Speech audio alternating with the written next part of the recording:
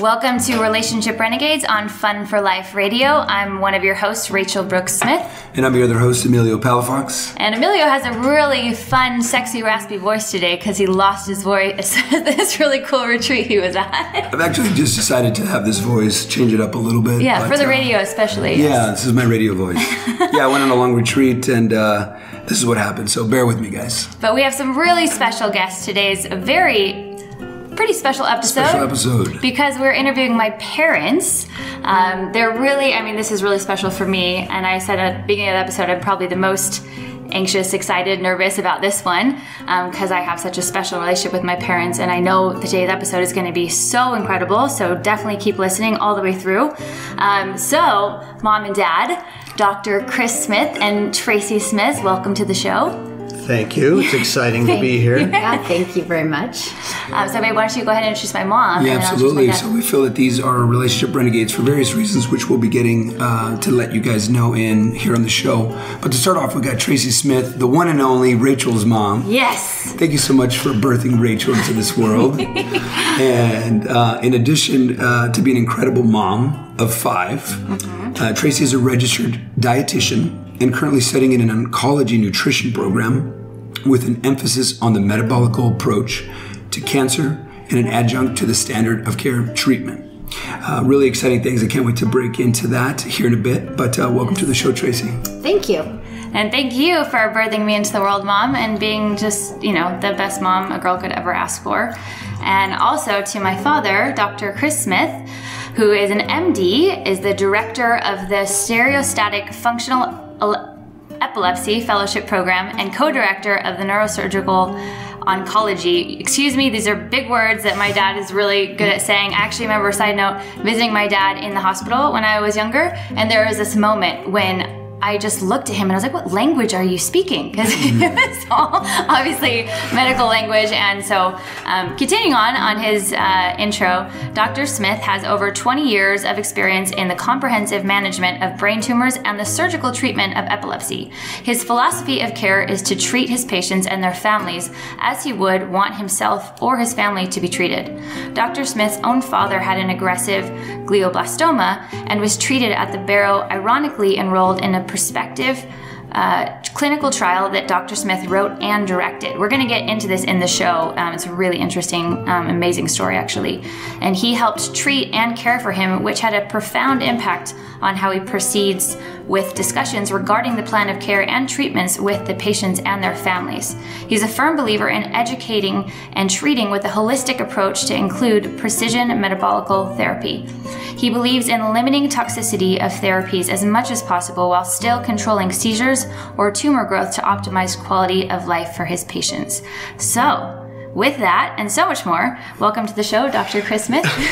Thanks. It's so funny to hear my daughter talk about me as Dr. Smith this and Dr. Smith that. It's obviously that's a bio that's written for special engagements or speeches that I've given in multiple conferences. So, but it says a lot about my background, my passion about trying to treat people in this very, very complicated and scary world of brain surgery. And so I think this is a good backdrop because Rachel had to grow up with a dad as a brain surgeon, which is really not easy. And I didn't mean it to be hard, but all of our kids had that kind of weight on their shoulders. And my poor wife, who also had to deal with this whole obsession growing, with me through now 37 years of marriage. And that's what we're kind of talking about today with this relationship. So absolutely. Well, I'm so excited to get into so many things. And what's so cool is that you and Mom now are able to work together, with Mom being a dietitianist, right? No, a registered dietitian. There you go, folks. Get it right. I'm just testing you. And my dad being able to work with his patients on nutrition, on lifestyle to help, treat brain tumors and brain cancer, right? Correct. Yeah. So it turns out the ketogenic diet is kind of a faddish thing that people talk about today. It's caught on, but it really started a long time ago. The very first really well-known clinical application of the ketogenic diet was for epilepsy. And then since I'm the epilepsy director of the neurosurgical epilepsy program at Barrow, and I treat patients with that. it became one of our tools. And my very first research project as a medical student was in an epilepsy model. So I became somewhat familiar with it, but it's a long story. I call it the triple whammy. 3 different factors that got me involved in this metabolic approach, this ketogenic approach for brain tumors, for epilepsy. And one of the main ones was sitting right next to me here, my wife, Tracy, because every night I'd come home and she'd be doing this continuing medical education stuff, and she'd be listening to podcasts and taking classes, CME stuff. And I piqued my interest, and I'd say, really? Is that true? How much evidence is there for this stuff, and my, scientific approach to things? So that was a huge influence of things that got me involved. So now, very fun. We get to work together. She consults on all of my patients and does it voluntarily in her free time, goes and visits for a couple of hours with them at a coffee shop or at a park or something now in COVID land. Outside park. And she's so talented and so knowledgeable. Right. Mom, how has that been for you getting to work with Dad? Because that's a pretty new thing. It's awesome because it just gives us one more thing to talk about, especially, I suppose, since we're empty nesters. I am one of 5 and everybody's out of the house. Yes. Well, I think that's a cool, and I want to get to some deep questions. I know Emilio is going to kick us off with some, but especially for other moms out there, after their kids have grown up, what helped you in your relationship with your kids and with yourself and with your husband during that time? During the time of after everybody kind of moved out and you were kind of looking of okay, what's next? Well, people would ask me, for at least a year before our youngest son Josh was out of the house, people would say, oh my gosh, Mom, what are you gonna do? You better figure out something. And I have my degree in nutrition, and I've always loved that. So I first thought, well, I'll just start doing more continuing education. And then that is when Dad and I were I'd be listening, we'd be traveling, and I would be listening to my lessons, and he would hear them as well, and that just kind of got us started. And then he got very interested, and so it's just one thing has evolved, one thing after another. And then I found this oncology program that uses the ketogenic metabolic therapy as the adjunct to the standard of medical care. And there's a ton of evidence that shows, and even in Dr. Smith's your husband's clinical practice. She never calls me that. But in his clinical practice, even the beginnings of the research study that he is doing now is showing great results in the slowing of brain tumors. And you guys are having great results with those clients too, right? That's what I mean. Yeah, that's so what cool. I'm saying. So it's cool, and his patients are great, and I have found that I have a huge passion for nutrition. I mean, to the point of nauseating my children who have to hear me talk about it all the time. My boys come home and ask why we don't have bread in our house, or cereal, or Pop-Tarts, or any of the things that normal human beings might eat. Which I'm super grateful for, actually. And I love that you guys are actually following your passion. You guys are very passionate about this. And I feel in addition to that, really a deep desire to help people not only maybe extend their life, but also a quality of life. And then also, not only are you guys doing your passion, but I feel one of the many things that I love about you guys is you guys know how to fill up your cup, if you will. And so whether it's in the professional life that you guys live in, but also just seeing you guys interact in life, so whether it's in the morning, Tracy knows what's going to fill her cup. She's got to work out and do what she loves to do. And Chris loves to do various things, whether it's yoga, biking, volleyball, tennis, and a whole lot of other things. But I think there's so many people in the world that don't know what fills them up. And maybe they're not aware of that, or if they are, they're not as consistent. And I feel we are what we repeatedly do. And I love the great healthy habits that you guys have instilled in the current day-to-day right now. And I think, which has been so interesting, because when I first met Rachel, a little more than 2.5 years, I had met Dr. Chris Smith and I had met Tracy Smith, and wonderful beings. Not only did I fall in love with Rachel right next to me. But what I also prayed for was to also come into a family that was fantastic. And so it's been a blessing not only to meet Rachel, but Rachel's family as well. But it was interesting because, Rachel, when I first met them, was like, this is not my norm. This is not what I grew up with. Because I would always say some incredible things like, well, there's been such an interesting transformation that has occurred, I guess, right kind of when I went in. I guess maybe like who you were and who you were, Trace, maybe 5 years ago from now, let's say, right? And so I feel like on this show, we really get, deep and talk about the real. And I feel like one of the most incredible things, and I texted you this, Chris, one time, I think it was like 8 months ago, and it was funny because at night, I think I just finished a meditation, and one of the things that Chris was able to do fairly recently was, you used to be the bishop of the LDS Church, and now transitioning out of that, there's an incredible story and journey that I'd love to kind of touch on.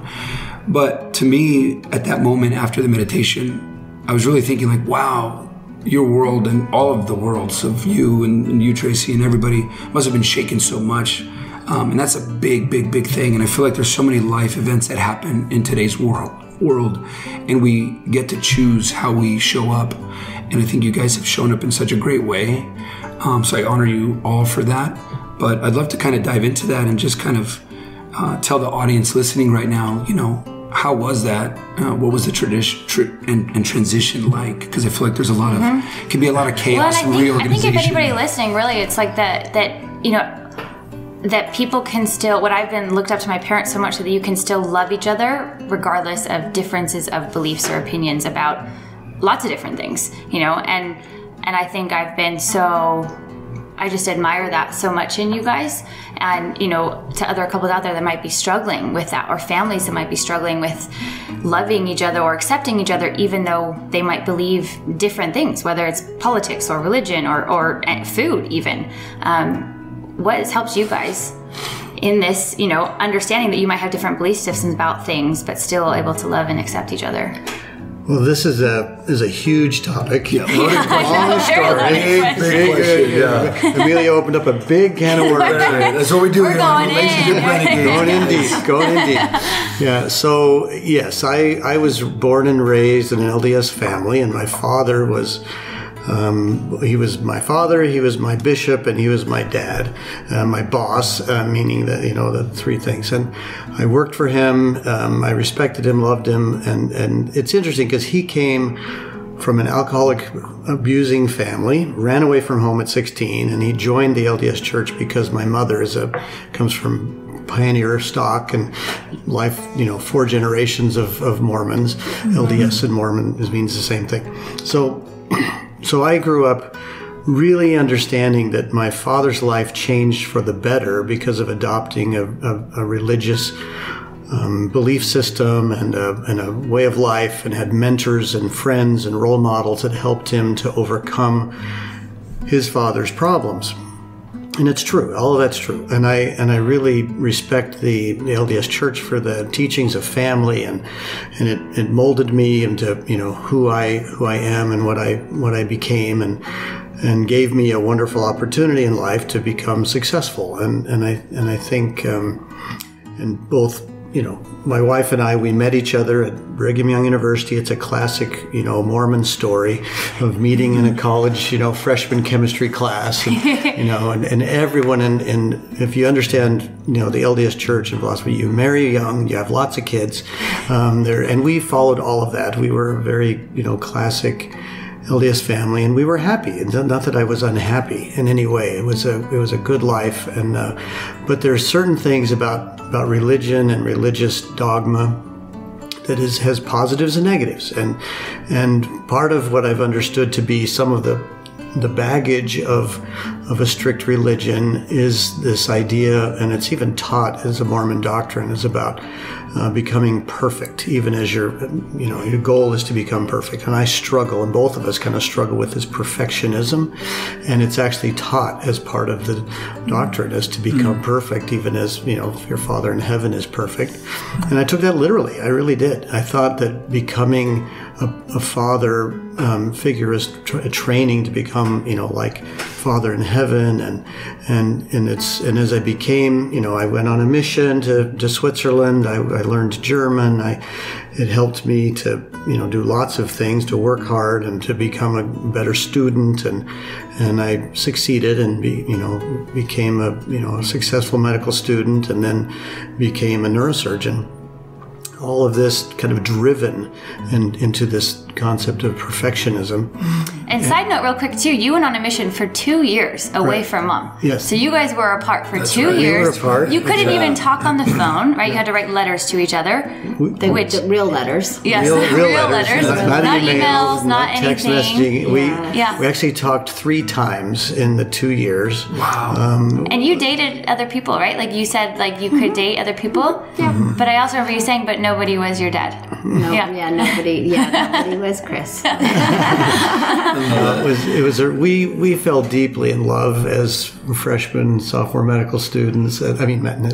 College students, and it was the most painful thing to leave her for a couple of years. And this whole thing in the Mormon tradition of going off on a mission, and if someone's going to wait for you, and she would send me cassette tapes with her voice, and it would, in the Mormon vernacular, would trunk me out, which would like be I just couldn't. I don't think I could do that. If you went away for 2 years and I couldn't talk to you, it would be really hard. Yeah. Like You couldn't do that? I mean, I could figure it out, but I think that I would be so sad. right. Yeah. But it was part of the thing. culture. Yeah, and that yeah, was it's just what you did. People did. People did, but very few girls who say they're going to wait ever make it. They write this Dear John letter, usually in about 6 months or maybe 8 months or a year, that says, I can't wait anymore. No, you're not that one. They grow apart, and the missionary becomes many times hyper religious, and the girl at home is like, well, who is this guy? And it changes, and that happened to me too. I came back, and she said she had learned from her friends, like, give them at least 3 months. They're weird when they come back. He was. He was weird. But they made it through, and here we are 35 years later. So in 37 years later with 5 kids. That's right, yeah. So that was one big, hurdle that we overcame, being apart for a couple of years and coming back and transitioning again, being together. And, but then, continuing on with this story, I don't mean to take the microphone too often. Grace needs to Please do. come in. But from my perspective, we struggled through, we lived on very little money, poor students, went to medical school, had both names, Rachel, our 2 oldest, kids during medical school, had the next 2 kids during residency, and then our last was born after I'd graduated. It's a 15-year process to become a neurosurgeon with all that, and so the youngest was born after I had become a full-fledged, graduate of a neurosurgery program and a neurosurgeon. So, and then during all of that, I was very active in the church, and I eventually, had many callings, but eventually was called as a bishop. And in that process, I really did enjoy. I was head of it's called a ward, which is similar to a parish or some other religious, viewpoints, but it's about 500 people. And I was the head of that, and I enjoyed it. I did. I was active in it, and I had my counselors, and I had all the ward. But part of the problem was that your children need to be perfect to be the children of the bishop of the ward. It's lead by example. It's like, so I really felt this pressure that they had to really go to every meeting, go to every possible function, all the youth group activities, all the campouts, all of those things. And it really added some pressure that I've only learned more recently. It was really difficult for Rachel, for example, to live up to this, like, dad's approval of like not being perfect enough, not really living up to these things. And in a marriage, it was tough because Tracy still, to this day, is better than she used to be, but always had a little bit of a time issue problem, getting all the kids to church on time. That I totally picked up on. Getting into church on time, and it was a constant source of anxiety and pressure and and when I would be up on the stand and waiting for my beautiful family of 5 kids to show up, because I'd been at church since 6 a.m. being the bishop, and then they would come at 9 or something like that, and it was always whether or not they're going to be on time. And if they were on time, it was never good enough. They're supposed to be even earlier to be there, to be reverent, during the prelude music and this kind of stuff. So Tracy's nodding yes, right? Yeah. So go ahead and chime in from your perspective there, how that felt for you. So from starting at what point? Wherever you want. Whatever you want. Yeah, well, when you talk about the challenge, just of the challenge of being like a poor married student or medical student or a poor resident family, I never saw it like that. Number one, I loved all of it. Yeah, he was gone all the time. Yeah. And but he was, even like, he would be living on maybe 6 hours sleep for every 48 he was awake. Wow. But whenever he came home, he would always like play with our kids for about 15 minutes, eat his dinner, and then like sometimes literally fall asleep in his food because he was so tired. I would do the same thing on 6 hours and 48 hours. Yeah. And that went on, I mean, like really for a year. But for myself, I mean, I miss seeing him, but obviously we had 5 kids, so we saw each other sometimes. And so I just loved being a mom. I enjoyed every second of it, and I enjoyed. Our kids were involved in sports and in dance and gymnastics, and so and I had friends, so it just really, that wasn't a problem for me. But I am a pretty time challenged person, and as opposed to how Chris grew up, I grew up in a very non-religious family. Anything but religious and any kind of moral teachings. I had a best friend who, when I was about 14, I had learned about the Church of Jesus Christ of Latter-day Saints, and it felt very right to me. I ended up getting baptized, then I went to Brigham Young University, and that's where we met. So, like Chris said, I was always very, very time challenged, and I would expect that I could get my family ready for church in like 20 minutes. So we were late, and I also, because I was raised in a very not LDS family, I wasn't strict like Chris was. Like I just kind of moderate. It's like, if you show up to church at all, then that's awesome. You know, even if you're 15 minutes late, big wow. And but that, and if you didn't want to attend every youth activity, then no big deal. Because, and if you wanted to wear spaghetti straps and show your sexy shoulders at 12 years old, that I didn't think that was any problem. So so that was just that did create a source of contention, and I will say that was a little bit of a challenge when we were, but we always worked through it. I mean, I will admit there were definitely times when I would say my prayers and I would ask that he could be different. Well, you got it. You got it. Prayers answered. Prayers were answered. I did. Yeah. And then I don't know if we're moving on to the part about when his worldview changed and he couldn't be a bishop anymore because his belief system was different and mine wasn't. And I think it would be really wrong to pretend that that was an okay time for me. I didn't just go, oh, okay, well, you changed, so fine. I was terrified. You called me, and I was living in Los Angeles. I'd already done a couple movies, and I'm living my dream out there, but I was still very active in the church. And I remember my mom calling me and be like, "You're never going to believe this, but your dad and brother and sisters just don't believe the same thing anymore." And I was mad. I was mad at my dad. I was mad at family members, and I just, so it is such an interesting transition story. And I think for anyone listening, where if you have, family members or loved ones who are going through transitions, to hold on, and that there is hope, and that there is possibility of compassion and acceptance and love, regardless of what's going on, but sometimes it does take, I mean, this is a story that spans, you know, so many years, you know, and so many ups and downs. But I think it's important to tell, because I think there are so many families that, you know, I just want to inspire hope that it's possible. So you can kind of continue on, Dad, from your perspective, or what happened. So again, it's, you know, I was busy. Very driven person for whatever reason. Maybe that's pathological, I'm not sure, but always trying to be, you know, better or more or something like that.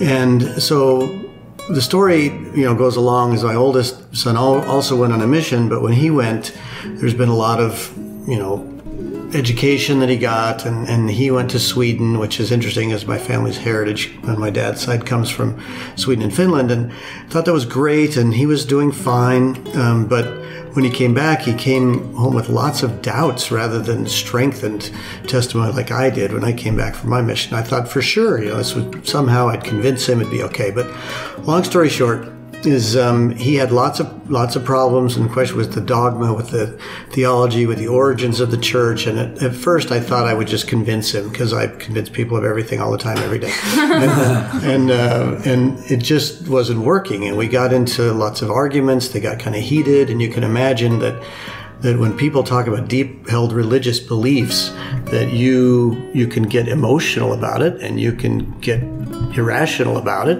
And that's what we did. We fought and we argued, and it wasn't like we were listening to each other. So we decided we didn't want to argue. We loved each other, and we would decide to write down our questions and answers in letter form so that we'd have time to process and not be emotionally angry during these 2, 3, and 4 in the morning talks that we'd have about this subject of belief. And so when ultimately I ended up, you know, I wrote a 3-page letter, he'd write a 7-page return. I'd write a 10-page letter, he'd write a 15-page return. And ultimately, he wrote a 55-page document of all of the things that are going. So you understand that he also has this OCD-ness that kind of runs in the family about really being complete and thorough, and he's very intelligent. But it's really, eventually I just, okay, on the way back from a medical meeting, I was flying all the way from Boston back to Phoenix, and it was a 5-hour flight. And I said, okay, I'll save this letter up for this 5 hours. This 55-page letter your son wrote to you. Exactly. So, but I read it, and then in the middle of it, I started literally like a light bulb, the proverbial light bulb came off in my head. It is like, wow. He has some really valid points. He could be right, and I could be wrong. And instead of defending my belief system so much, maybe I really should just love my son and respect these questions. And it was really profound, a moment in my life, and it was difficult for me because it meant everything that I believed in, everything that went along with my father's, you know, change, and how he became a better father for me than his father was for him. But all of these people that I was in charge of, or, you know, stewardship over as a bishop, my relationship with my wife, my relationship with my own siblings who are all still active, my mother, you know, this was after my father had died, and there's a whole separate side of that. But it also all these questions that I'd have about belief and science and religion and the combination of the two. I'm a very scientifically minded person, but I was also a very spiritual and believing religious person. And sometimes those two things were in conflict, and it was always a struggle in my head. And finally, with this whole light bulb going off, I saw things in a different way. And when I ended that flight and got landed in Phoenix, I actually went straight to my son's apartment and just gave him a hug and said, everything's different now. I really understand, and I love you, and I respect your problems, and we'll get through this together. And he looked at me with a shocked face, and he said, really? Really? And he was in disbelief. I said, yeah, really. I just love you, and I want you to know that. And it was this profound moment in my life, and everything changed after that. And it was not easy. It was really hard. I had to go to, the stake president. I had to tell him I really couldn't be bishop anymore. It didn't happen in one day. This happened over months of time of this whole, that light bulb did happen kind of immediately, but everything else transitioning away. And I still went to church. I still, played the role, and I was, I had to gradually tell Tracy, and this was something that was really a challenge for us as a couple. And I've commented to her many times that any other woman, any other couple that's gone through this, I've known of other LDS families where someone loses their testimony, loses their belief system, and it usually ends in divorce when one still believes, the other doesn't. And it's many people had great influences on me throughout this process, and I give her the most credit about this, that it didn't cause our divorce. We were able to love each other through it all and grow together. And she will honestly tell you that I'm better as a person afterwards, because I'm not as judgmental, and I opened up, but I found out that I didn't know everything. I was just like the rest of everybody else out there trying to figure it all out. And that's a huge revelation for me, because before that I was convinced that I knew the truth, and that my job was to convince everybody else what the truth was. And it was like, whoa, I don't know. There's lots of things that are really unknown.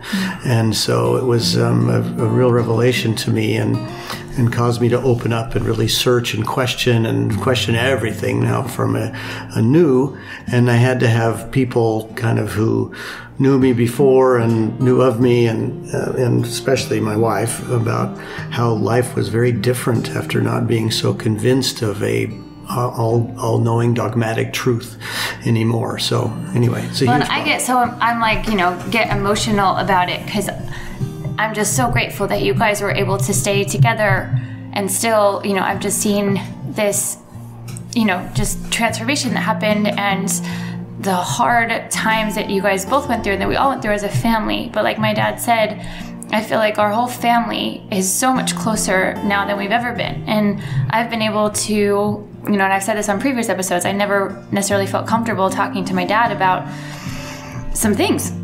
And now I feel comfortable talking to him about anything. And because I don't feel like he's going to judge me, and he'll just love me. And same thing with my mom. But, maybe I had that when I was younger with my mom too. But just watching you guys has given me so much hope. And I know so many other families hope, even people that I tell our story to hope. And that's one of the reasons why I wanted to do this episode so much, so that more so anything, so much with this show, Relationship Renegades, we want to give people hope that, that we can love people regardless of our differences and regardless of our belief systems, that it's not easy, like it's really hard, and it takes two people working at it and some like really deep communication and let go and surrender. But I just want to say thank you for staying together and keeping our family together, and all the deep, beautiful, amazing conversations we've had, and up all night long talking about stuff and crying together and yelling at each other, and all the things that has made it so beautiful. I do want you to know that divorce was never an option. In my mind, you don't break up your family just because one person has a difference in their belief system. Yeah. Was I mad at him? Yeah. But mostly only on Sunday, when I would be getting ready for church and going out by myself. Yeah. Then I would be mad at him. I'd be mad at him mostly the whole Sunday. But it didn't mean I didn't love him. And more than anything, it's like, well, I'm not getting my way. Like, I'm just not getting my way. And so I'm being a big baby because I'm not going to stomp my feet and pout. And then eventually I just realized, he is a better person. He's a kinder, so much less judgmental person. I think he can love people for who they are and not because they're adhering to the high enough standard.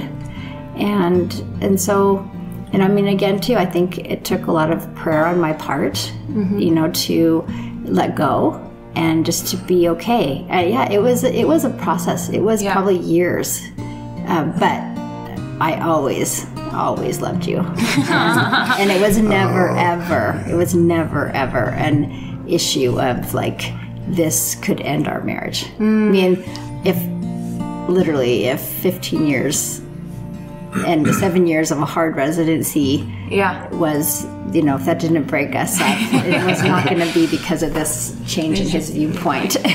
Which is so amazing. So incredible. And Chris and Tracy, thank you so much for sharing that revolutionary, inspiring story. If you guys are just tuning in, you're listening to Relationship Renegades on Fun for Life Radio, we just finished talking about the really tectonic shifts kind of changing with, being a bishop of the LDS Church and having that faith to transitioning out of that and all the growth and insights and really just real and raw conversation. And I think that really kind of will transition us to some other questions here about, I love how you guys are real and raw and talk about like, hey, it wasn't easy. It was really challenging. And, I think sometimes when we've been on hikes, it was like, there were moments where I hated you, Chris. But like, I think there's so many people out there that, especially now, one, like you just said, will just spit out divorce like it's a normal conversation every other day or so because they can. And so it's really nice that was kind of a foundational, stronghold in that sense.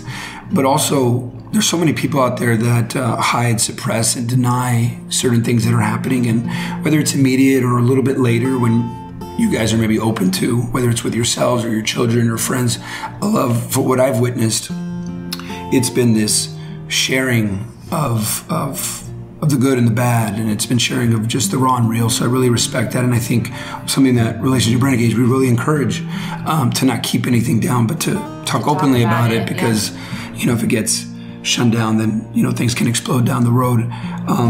And I guess that leads us to the next question here. Well, and side note real quick, I just want to touch on the fact that this story has nothing to do with any sort of religion. This isn't like a religious episode whatsoever. This is about just loving each other through our differences, different belief systems. So I just want to take this as a side note if someone's listening and they're like, oh, is this about, this isn't about one church or another church or one political view or another political view. It's just saying there's a lot of choices out there of how to believe or what to believe. And sometimes, I just always like to say, is this belief inclusive? Like, is it connecting me more with people that I love, or is it separating me from people that I love?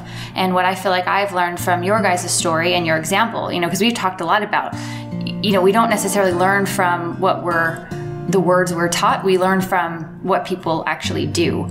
And so because of what you guys actually did and how you embody those principles of connection and love rather than separation, I just think it's super inspiring. And I just invite anyone else out there to just, ask those questions of like, is this belief system inclusive and connecting me to people, or is it separating me from people? And if it's separating me from people, maybe taking a second look at it.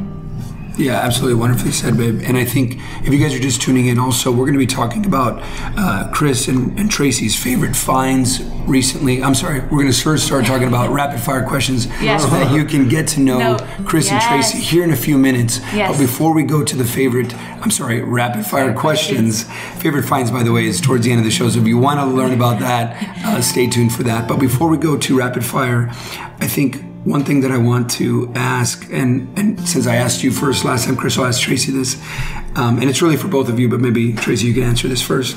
One of the things before answering the question is, I love how I think recently you guys had visited us in Santa Monica and we were going on a hike and you were like, I don't know about this touchy-feely stuff. I don't know if I'm used to this, right? And, all this deep stuff, guys. I don't know if I like this. I don't know, but I really love that even, you say that, but you've been on this journey and it's been very beautiful, and it's been this progression of slowly starting to share and slowly starting to get touchy-feely. And I think since I've been with Rachel, I've seen both of you guys been able to communicate about the challenges, maybe childhood traumas of you guys or Rachel's or whoever, and just really been open. And so I'm really curious about what really has helped you both communicate about childhood traumas or being open to talk about that to your kids, to me, to anybody. What's really helped you maybe start to bring that about? Well, and I'll help out too. So, even the fact that you guys are on the show right now, we're able to talk about things in the past, or I've openly talked to my dad about like, hey, I never used to feel like I could tell you the truth before, and it led to some toxic behaviors with other men in my life. And, or, you know, me and my mom have talked about some really hard things that, you know, that we went through in our past. And I think it's really important and really awesome that we're able to talk about those things, because I don't think they get talked about a lot in families, and they just kind of sit there and they get suppressed, and then you're not able to actually have a really connected relationship because you're harboring all of these feelings and emotions from past experiences. And so I'm just so grateful we're able to talk about these things. And if there's something that, you know, to other parents or families out there that might be scared to talk to their kids or talk to their family about past issues or problems or challenges they've gone through, I guess what's helped you, or what advice or what, you know, tips or tricks or tools, what would you might share? You go ahead. Well, I would go way back to when I was a little girl. Yeah. And this just came into my head. But my mom always told me there was nothing that I could ever do that would ever make her love me any less. So she said, you can, whatever it is, I mean, whatever you have done that you feel bad about or that you think I won't approve of, you can feel safe telling me, because I will always love you. So that was a great thing for me. Yeah. And you brought that to me, by the way. I always felt, I remember from a young age, I feel like you said that almost exact same thing to me. And therefore, I always felt comfortable, you know, talking to you about stuff. And so and the second thing is that at one point we discovered that our family needed some family therapy, which is really scary and hard. I mean, a lot of people think that it's from my dad's perspective, I think having to go see a psychologist that would make you not like strong or good enough, or that means something's wrong with you. And so I was always extremely like, oh, I don't ever want to go to a therapy session. But there was something that happened in our family that was really important, and things that I had done as a mom that I was not really aware of had to become painfully out in the open. And initially I had a horrible stomachache, like, oh my gosh, I have to actually face this.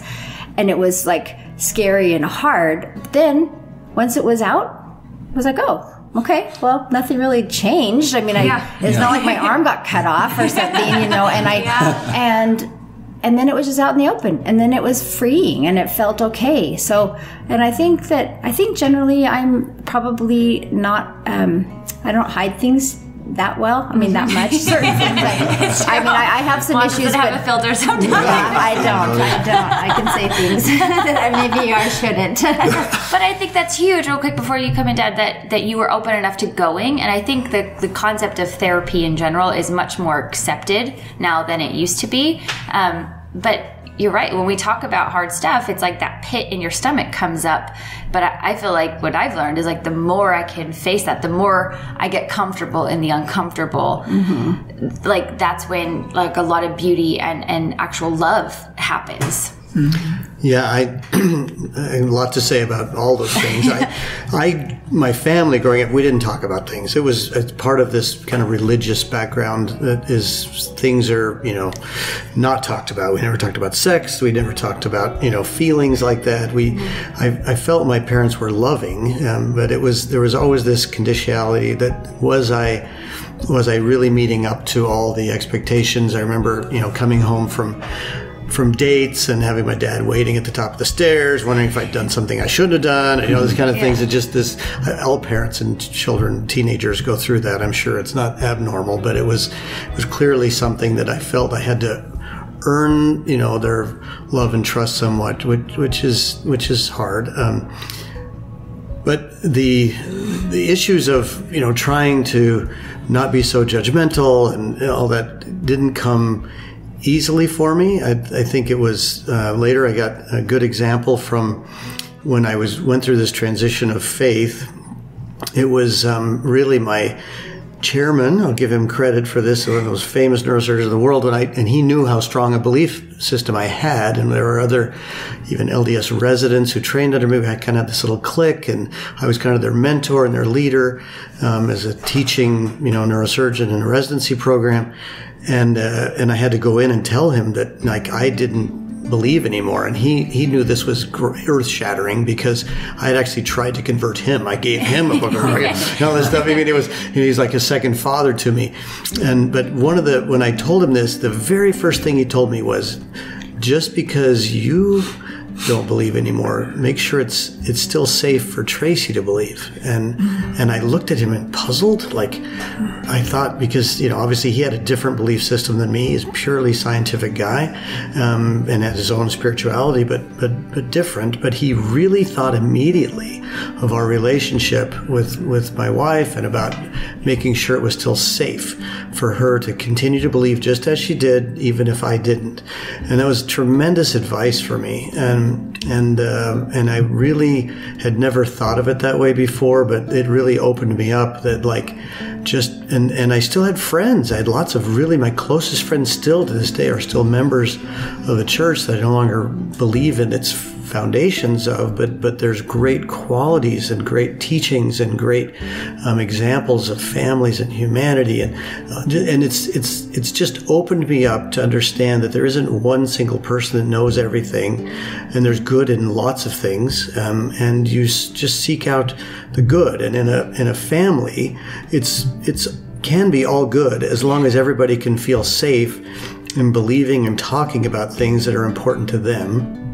And again, this therapy concept that, Tracy, we had to go through a family therapy thing, and the elephant in the room is it's an eating disorder issue, which is, when we were in college, there was hopefully which this is so okay. many people go through. So I think it's important to talk about, because especially, I'm an actress, and model, and and so many of our listeners are in the entertainment world that might also struggle with stuff. I mean, so many people do. Mm-hmm. And when we were in college, Tracy definitely had anorexia, and she even needed to have a blood transfusion, and for being so anemic and losing so much weight, and then that overcoming that, and having the girls in the family also kind of being part of that classic triad with perfectionism and body image and all that stuff. It's perfect setup for this to continue in the family, and to have that kind of come out, and needing to go to therapy was a big stepping stone for us. And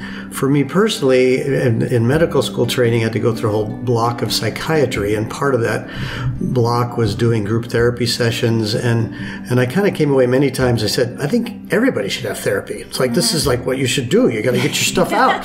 You got to talk. You got to be able to explain it. It's not an embarrassment. It's something.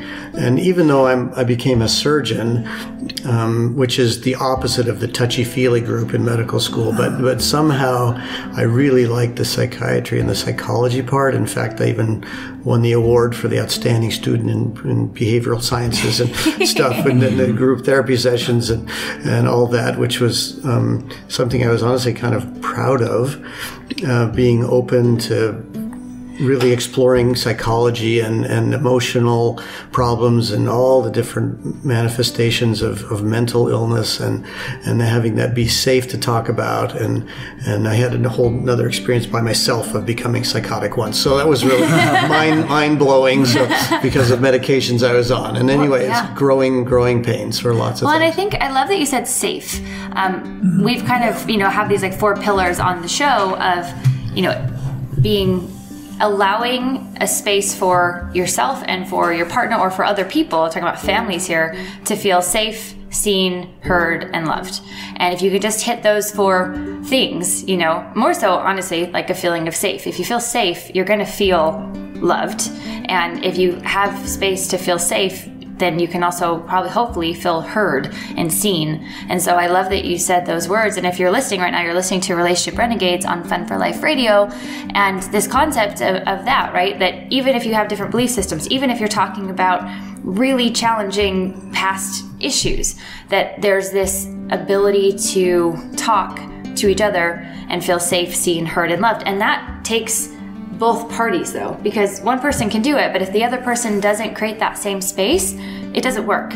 And so I just think it's important to kind of talk about that if you're listening right now and you're in a family or you're in a relationship, to kind of check in and be like, how can I show up and how can I talk to people and say, hey, maybe we haven't done the best job at this, and maybe I would love to work together to create that space together.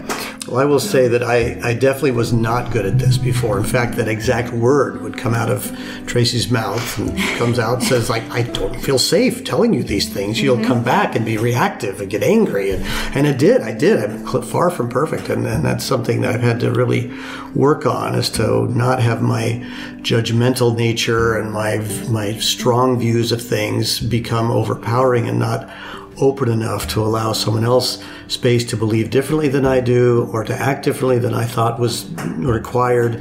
And it was not part of my upbringing. It's been a challenge to overcome that and to allow people freedom and safety and expression and being who they are, beautiful people that I didn't even really understand or recognize before. But I'm proud of myself for actually growing in that regard. And I think that's why Tracy says she still loves me. But I think it's also true that, I mean, nobody likes to be challenged or to be Wrong, even. Wrong. Yeah, wrong. That's the word I'm looking for, to be wrong. Nobody wants to be wrong. Nobody wants to, when I had my bad eating disorder, if that was the one thing, like if you brought that up, like my stomach, I would just get this big pit in it and I would just be in denial and no, I don't. And I just don't think anybody likes to be made wrong. And so it's very tricky to try to feel like they have an issue. I think that's really, it takes some serious work and courage to even say oh man, I've got some stuff to work on, but everybody has stuff to work on. Nobody's ever perfect. And that's first I think that it's when someone approaches somebody that has an issue that they're not that's not working for the relationship, to approach it in kind of a softer way so that you don't attack them and force them to go on the defensive. But then just to know if you do know you have issues, and everyone knows, even if they don't want to admit it, that you just know that it's okay, because everybody has issues. Everybody has. It might not be my issue, but there's other issues. So ask for help. Yeah, and I love that we're talking about this topic, because one thing that it reminds me of is, in my voice, if you guys are just tuning in, I just came back from a men's retreat for a week where I lost my voice. We were howling and yelling at the moon at one point. But it reminds me of this. I remember, speaking of men's work, I think it was 2016 where I joined my first men's group, and I remember going on this, it's called the New Warrior Training Adventure. And it was this warrior weekend, and it wasn't until the end of that 48-hour intense weekend that I learned that it wasn't about being a warrior and going to battle, let's say, to somebody else. It was really being a warrior and having that samurai sword, if you will, but not cutting anybody else, but this metaphorical cutting oneself and telling on yourself and owning the bad word, owning your stuff. Tracy won't allow me to owning your crap. Owning your crap. But it's, to be able to kind of let go of that ego and just sharing what it is. And I think it's a release, and there's some freedom there. And I loved how you guys continue to practice that. And of saying, look, I was wrong, or I'm still learning, and I'm open. And it's so beautiful, because I feel like that really is what causes change and evolution in the world that we live in and in the relationships that we are.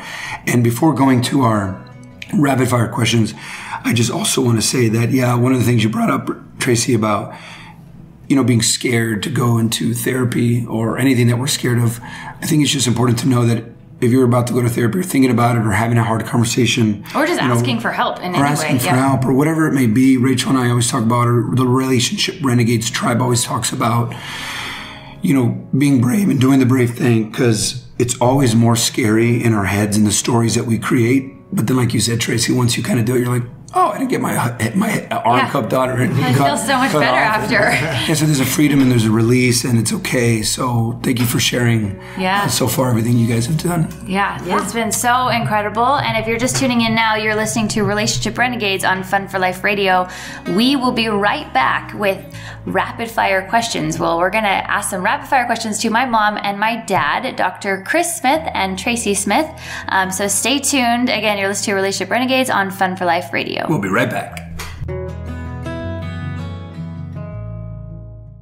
Welcome back to Relationship Renegades on Fun for Life Radio. I'm one of your hosts, Rachel Brooke Smith. And I'm Emilio Palafox. So we are getting into rapid fire questions with Chris and Tracy Smith. Here we go. Are you ready? We're ready. Okay, you have to answer fast. This is rapid fire, so you can't take too much time. Hey, the brain doesn't always work that well. All right, Dad, you first. Okay. What is the worst job you could have? Janitor. A janitor. Okay, here we go. Nice. Why? Well, I chose neurosurgery as a reason. I chose the clean part of the head. Janitor is to clean up all the dirty stuff that comes out the other end. I really did not do well in the but general you're fine surgery with blood stuff. everywhere. Blood is fine, just nothing that stinks. But I feel like if you were a janitor, you'd be like the Matt Damon who had the neuroscience brain that would start, putting some stuff on that movie. That's possible. I don't mean I really appreciate the janitors out there. I don't mean to say that to me. I actually have a good because he couldn't do it. Exactly. Good relationship. There's a wonderful man who cleans our offices and I see him a lot when I ride my bike home at night. He and I exchange pleasantries, and I really thank him for doing that. But that would just be awful to me. Yeah. Me and Dad would both just throw up too much. We can't handle it. Yeah. Okay, Tracy, Mom, here we go. What's the worst job you could have? Well, I do have this job. And it's because I love mowing the lawn. Yeah. But that involves, we have a dog. Yeah. That involves picking up her poop. And I have a very bad gag reflex. So yes, guess I think what? we all do. Mom just is so brave. Mom's the only one that stands up. She just does it, even though me and Dad can't handle Stronger it. than I am. I saw it this morning and I was like, wow, you look pretty happy, but you were just getting it done. Yeah. So next question, guys. If you could paint anything, what would you paint? Chris, take it away. I would paint what my father painted, which is pictures of Lake Tahoe. It's my favorite place. So. Yeah, such a beautiful place. And we actually have those paintings of Grandpa Smith in our house that I'm looking at right now, which is super cool. They are very beautiful. All right, Mom, if you could paint anything, what would you paint? I would paint my happy place, which is the beach. Yeah. So any particular beach? Well, I grew up in Southern California, so I love Newport Beach and Huntington Beach. Yes. I love Santa Monica. But if I was really wanting to paint a pretty picture, then I would pick Hawaii, the water in Hawaii, or in the Caribbean or Cancun, where the water is very turquoise. Oh, so cool. All right. Next question. Here we go. And I want to start with Mom this time because we've started with Dad the past 2 times. So, Mom, what is your favorite TV channel and/or network? Oh, well, rapid fire. Disney. There you go. The Disney Channel. Disney Channel. The Disney Channel. Of course. The Disney Channel. That wasn't hard at all. Not at all. Okay, it's so fun because we're staying with my parents in Phoenix right now, and literally my mom has on the Disney Channel music constantly, and it is so fun. I love it so much because we're just singing. It's in the background all day, and we just sing Disney songs, and we just watched a Goofy movie the other night, and it brought back so much magic and fun. So I love that you love that. Yeah, and Chris was like, we hear it every time. Every day. Every day. All the time. Just Disney music. Yeah. And we actually went to, my mom's wish for her birthday was to go to Disneyland together, and we had the best time. It was a blast. All right. All right, Dad, what's your favorite TV channel or network? This is tough. I'm really anti-TV right now. I really am. There isn't anything that I love, but I do escape by watching sports. So I would say the Fox Sports Network, which plays the D-backs, my baseball team. That's what I escape to. So love that. Well, and love going to sports games. Oh yeah. Yeah. But What's you that? also liked what? Oh no, I just remember last time, and maybe it's not a network or a channel, or I guess it's the channel. It's in more of a documentary. The Lennox Hill. I know that that was kind of cool at one point. Oh, it's a show. That's Yeah, a show. Lennox Hill is a great show. Yeah, well, especially being a doctor. So. I remember growing up, and I'm an actress, and we would talk about like doctor movies or the ER, and I just remember watching ER or different doctor movies, and every time my dad would be like, "Ugh, that's not real." Like that's but you said Lennox Hill was actually a really great, well done show that was very real. It is real. I mean, they followed them around with real patients, real footage, real stories, and I've always commented if someone wanted a really good TV show, they just follow me around every day. Yeah, I know. And that's basically what they did. It was really life and death, horrible drama, and terrible situations that no one wants to have to know about or be involved with. I really have said this many times. I really hope and wish that no one ever needs my services to take out a brain tumor for them or their family member. And they're terribly dramatic things that happen to people, and they do show that on that show, and it is real. Yeah. Yeah. So any filmmakers out there looking for a show following around a neurosurgeon, I think we might know one that we can do. Awesome. All right. Well, next rapid fire question. I'll go ahead and ask Tracy again since we're going to 2 for 2 here. Tracy, what is the thing you're most afraid of? Ooh. Most afraid of? Well, I guess it depends. Like it's like really afraid of like a scary movie. Could be anything that comes to just mind. The first thing, because it's rapid fire. So first thing that comes to mind when you're what you're most afraid of. Okay. I don't want this to be too deep, but I have been like a chronic overexerciser, like for my whole like grown up life, and I think like one of the most scariest moments was when I was having a consultation with this one naturopathic doctor, and she basically told me the reason why you're having so much anxiety is because you exercise too much and you need to stop doing all the cardio that you do. And I got like the sickest feeling in my stomach and terrified that I could never do that. I could never do that. Yeah. And so that probably would be the most scary thing. Yeah. Yeah. If you couldn't move your body, which I can totally relate to. If I couldn't move, or so for some reason I couldn't work out or train or just move my body in some way, that would be very scary. Okay, so. And then Chris, how would you answer that question for you? What are you most afraid of? Afraid of what I face every day and other people is dying of a terrible neurodegenerative disease that eats your brain away from the inside out and takes away your humanity. And it's glioblastoma, my father died of, is the most scary thing to me. So, Which is also such a beautiful thing that. What's interesting is that both of your guys' fears come with your greatest passions, like that, which is cool because, that some people have fears that they don't do anything about. Like you guys have fears that you're every day actively doing things about, which is really cool. So that was really fun rapid fire question time. So I guess we'll take a little break. If you're tuning in right now, you're listening to Relationship Renegades on Fun for Life Radio, and we're going to come back with some more deep, raw, real conversation that's going to be really interesting. So stay tuned. We'll be right back.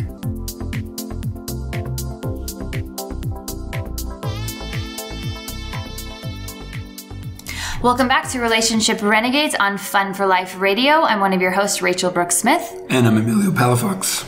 All right, so we are getting into, I think this is such a great piece of this interview, and one that I tell everybody about. That, as my parents, not only is my dad a brain surgeon, but my mom now is working with his patients with nutrition and lifestyle, and they're having really incredible results with their patients. And I know there's a lot more to that, but I think it's so important for people listening. Obviously, it can be very confusing in the world that we live right now when people are talking about so many different, diets out there, fad diets, like food choices, and how to even, you might think you're eating healthy, but are you really eating healthy? And also how those choices end up affecting your relationships with your family, with your friends, with your intimate relationships. So I guess just like kind of with your guys' work that you do, both for people, who have, chronic diseases like brain tumors or cancers, and the different kind of food, kind of any advice you could give to people, obviously broad, because this isn't like a one-on-one thing,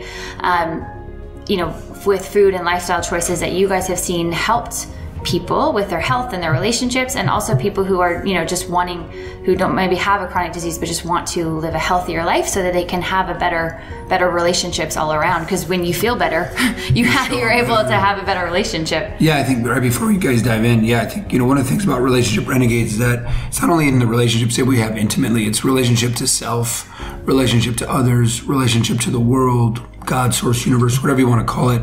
But if you're eating well and if your hormones or chemicals are better balanced, then you're going to show up better for all of those relationships. So I would love to kind of deep dive whatever comes up for what, how does that land for you guys? Yeah, Mom, take it away first. Okay, well, the first thing, and I have been a dietitian for a very long time, and the recommendations on what people should eat to be healthy have changed dramatically over the last, I want to say, 40 years. So what I believe, and I think this is just true, is that there is no one specific diet for any group of people, because everyone has their own genetic makeup, and there are certain, and people can have what's called a nutrition genomic test that will tell you how your body, different gene variants that you have that may indicate whether or not you can handle saturated fat, or whether or not you can eat grains or dairy.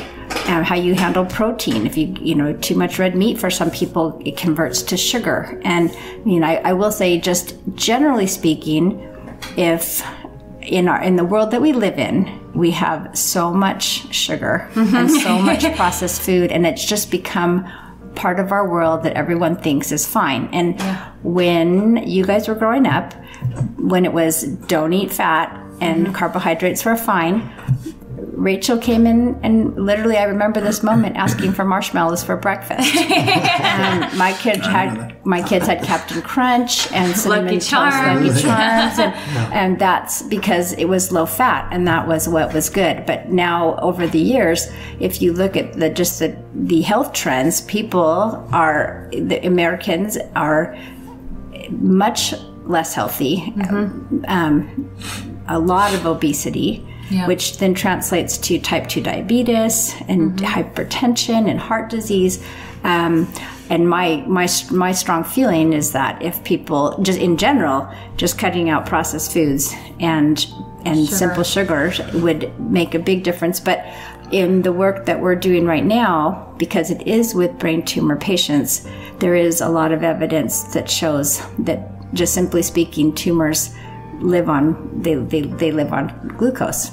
So for a person with a brain tumor, the idea is that if you can cut back carbohydrates as much as possible, that helps to starve the tumor. And kind of like, if you think of it as like, if a tumor was standing, you deprive it of glucose and you kind of put it on one leg, and then they go to see the medical doctor and have a treatment, like maybe whatever standard of care that they might need, chemotherapy, radiation, or surgery even, that just sort of allows that treatment to be more effective and just sort of like knocks the tumor over. And I mean, it's not always quite that simple, because some tumors are much more aggressive than others, but I'm seeing that with looking at people's different gene variants, that we can sort of customize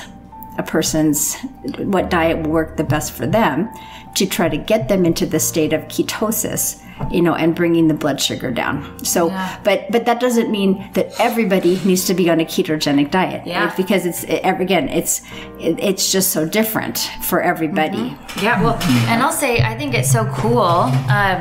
Again, I love that you guys do this together now, and I think it's so interesting. Anyone listening that has been frustrated with different diets out there, at first, when we kind of learned about the ketogenic diet, when it first kind of became the rage, right, of everyone's talking about, I was like, well, my parents are raving about this, like, I need to do this and really give it a try.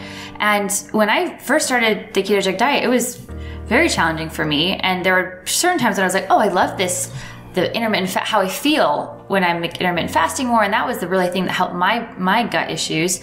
But I didn't end up there was a lot of things about the ketogenic diet that didn't work well for my body, but it was so ingrained that like, this is what I should do because this is the new thing, that it was hard for me psychologically to allow myself to eat carbohydrates again. But then when we did my genetic test with my mom, we were able to see like, hey, my body actually does well on both carbohydrates and fats. But then again, like to eat really good carbohydrates like sweet potatoes, and like there's a huge difference between eating a sweet potato and a Snickers bar, and what it does to your body.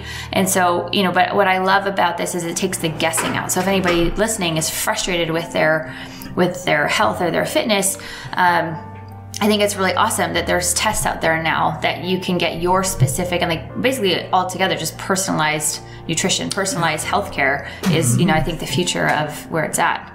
Right, I couldn't agree more. This is a deep, deep subject. We could talk for hours and hours about it, and it's not so simple as far as just sugar feeding cancer. There's tons of research that talks about the tumor microenvironment niche and all these different factors and hypoxia and escape mechanisms and different mutations that the tumor cells have that even survive in spite of a state of ketosis but is really shortened up view and just looking at it definitely changes. There's things called genetics, then there's epigenetics. So the epigenetics has to do with which genes get turned on and which genes get turned off. And then there's also the factors of the microbiome. There's the microbiome are all the bacteria that live on us and in us, and they outnumber our own cells by 10 to 1. Which is so crazy. We're more bacteria than we are cells. They're human cells, right? And they exchange DNA with us, and they have signaling for neurotransmitters and that make you either too anxious or calm. And it all has to do with if you're feeding your gut bacteria well, then you're happy. So I used to say happy wife, happy life. It's really more about happy bugs, happy me, right? Yeah. I haven't come up with a good rhyme yet, but and then the happier you are, the easier it is to have a better relationship with your wife or with your partner. And so I think this whole concept of like the more we take care of ourselves and learn about how to take care of ourselves, the better our relationships become. Well, as a doctor and seeing people in my clinic and in surgery every single day, I am convinced that more than 50%, probably 75% of the things that people have problems with, chronic arthritis problem, hypertension, diabetes, obesity, even cancer itself, is due to really not treating our body correctly. And the degenerative brain diseases, I just had meetings today about a prospective study of an Alzheimer's-like disease that I treat with a shunt all the time called normal pressure hydrocephalus. And both my dad and Tracy's dad had the need for a shunt eventually to help drain spinal fluid out of their heads. And it has to do with this problem of not having good brain health and neurodegenerative disease, inflammatory processes in the brain. That is a huge topic. And many people are studying this and proposing that, this whole idea of lowering your cholesterol that was supposedly very healthy is not good for your brain. Your brain needs cholesterol, actually makes it, transports it, and you really manufacture more cholesterol in your body than that's more important than what you eat. It's the triglycerides that go up because of the carbohydrates. So again, it ends up being the sugar that is way too prominent. It's estimated that the average American eats more sugar in a single day than our ancestors ate in an entire year. So again, that whole paleo kind of keto movement of getting back to understanding how our bodies evolved and what the cells thrived on, and it depends on the environment that people grew up in. It turns out that this epigenetic phenomenon of which genes get turned on has to do with where they lived, right? The Eskimos, the Inuit Indians, they ate a tremendous amount of whale blubber, and their microbiome and their genes got turned on that really helped them survive in that environmental niche, right? And so people in Sardinia, there's a wonderful show, a shout out to, Zac Efron for doing such a good show, great show, Down to Earth, and goes to Sardinia and talks about this whole lifestyle stuff of the centenarians, right? Centenarians, people that lived over 100 years, and it's not just one thing. It's about being active, about having good social structure, about being outside and eating foods that come naturally in that environment, and all all of those things come. So all of that, I believe, is true. It's something that we need to pay attention to, and we can do and that social structure of being part of a family, part of a multi-generational family, having connections with friends, and all of those things help your mental health, and it's really important. Well, and I love one of the quotes that we talk a lot about is the quality of your relationships determine the quality of your life. And sometimes, especially in this crazy time that we're living in, due to COVID, so many people, I believe, or not even COVID, but social media, that disconnects us, or that we spend way too much time behind a screen thinking that we're connecting with people because we're looking at faces, but we're not getting all the amazing, different things that go off in the body chemically when you see other people, which I think is just really important, that, not just limiting sugar, but also like stress management and having quality, good relationships where you feel supported and loved, safe, seen, heard, and loved, Absolutely. is so crucial to not just your health now, but like your health, your quality of life, and also your longevity of life. Right. And what I'm excited about is in the next segment of the show, not the next segment, but in a future segment called The Favorite Finds, we'll talk about some favorite finds that you guys have that might help some people that are looking for some things to help them in their health and their wellness.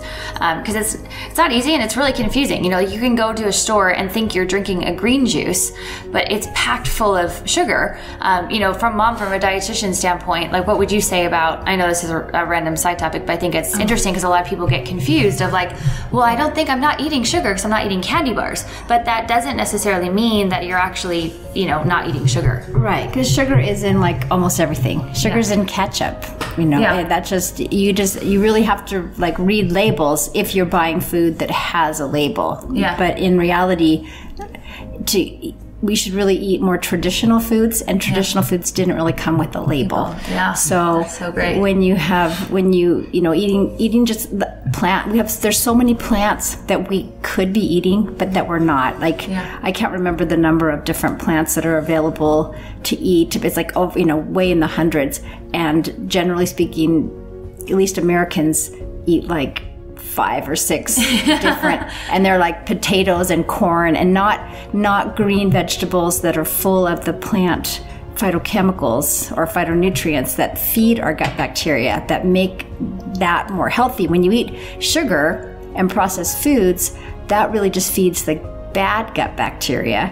And I don't know if people know this or not, but the neurotransmitter serotonin and dopamine, but serotonin tends to be the you feel happy hormone. 80 to 90% of that is made in your gut by your gut bacteria. So if you don't have healthy gut bacteria, then that might contribute to lower serotonin levels and less feeling of happiness. Yeah. So depression. Depression. Yeah. And I literally can't even express how critical eating a lot of good green, and I honestly didn't know until we started really investigating when I'd be at the grocery store, things that I never would have cooked, collard greens or Swiss chard, fennel. I mean, it broccoli sprouts, garlic. Broccoli sprouts, ginger, parsley, ginger, cilantro, turmeric, things that I never in a million years. I mean, we create these concoctions of red cabbage mixed with fennel, mixed with caramelized onions, and asparagus, and cabbage, asparagus. There's so much variety, and if you don't even have to make a big deal out of it. You just we cook it with grass-fed butter, extra virgin olive oil, sea salt. We'll put rosemary. Or thyme, coriander and cumin and all the spices. This is the grocery store. Yeah, exactly.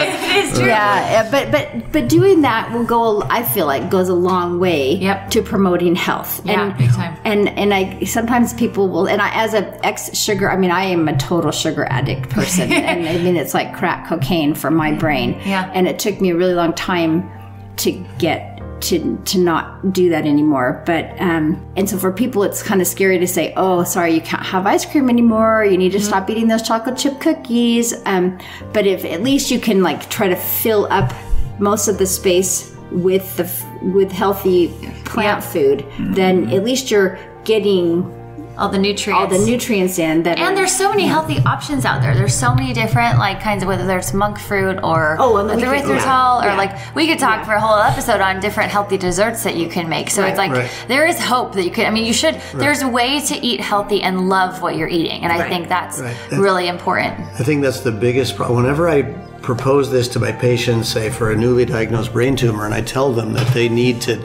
radically change their diet in order to try to have their body help heal themselves and beat this disease, they always ask, well, what can I eat?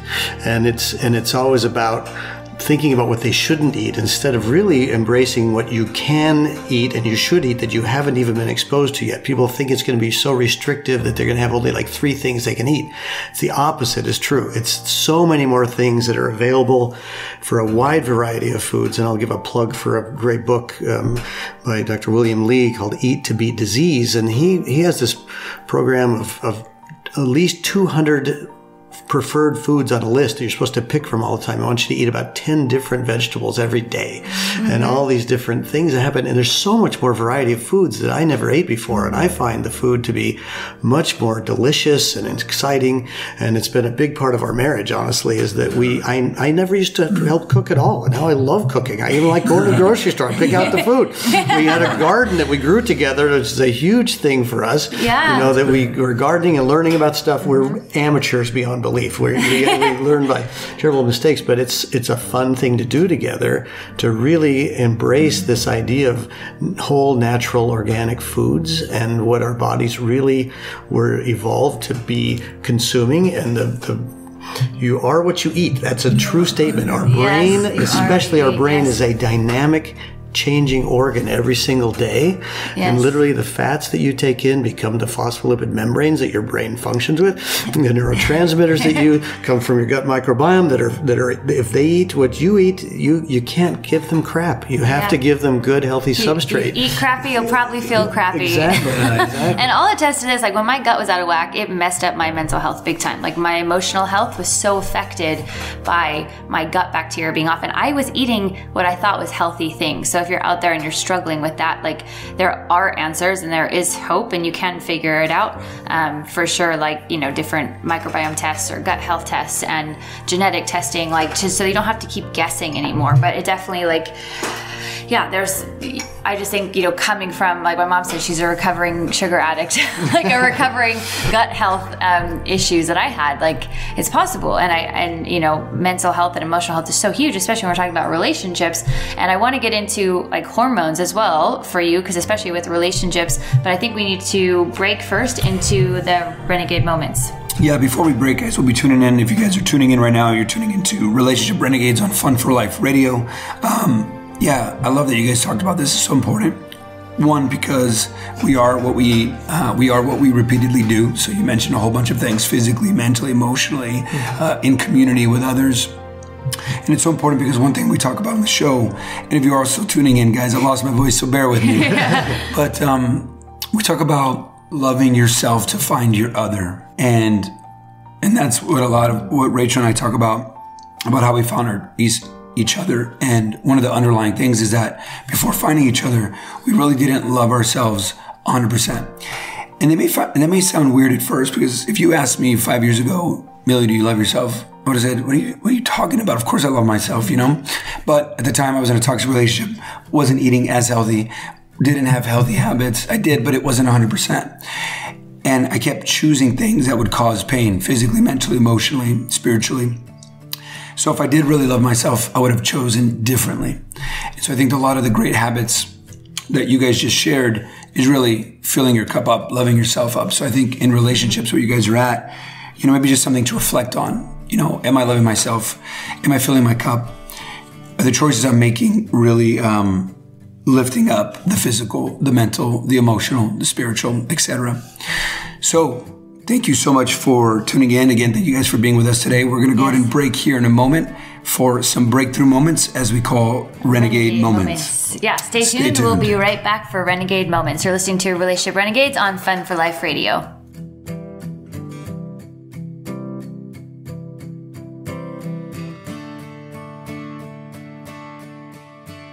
Welcome back to Relationship Renegades on Fun for Life Radio. I'm one of your hosts, Rachel Brooke Smith.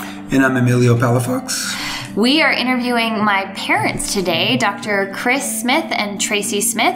And right now we're getting into our Renegade Moment segment. So, Mom, do you want to kick us off with your Renegade Moment? And real quick, Renegade Moments are basically breakthrough moments.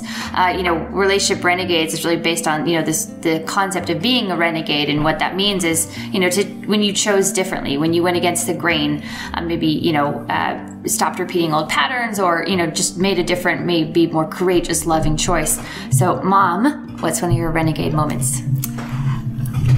So, earlier in this show, we talked about, I alluded to the fact that I exercised a lot. And so it was like really to the point where I would not be able to even go to on a vacation unless we had a hotel or a gym available, and that was very stressful in our relationship. I think if Chris was to pick one thing that he would have wanted to change about me at that point, that would have been it for sure. So, but I grew up just knowing that if my body wasn't like perfect, that thinking that my husband would divorce me. And that was actually something that my father told me when I was growing up. So, and I just somehow started out with like an hour of running a day, and then that increased to an hour of running, and then doing an exercise bike for an hour. And then that increased to that plus hiking several times a week. And then that increased to going to the gym and doing weights.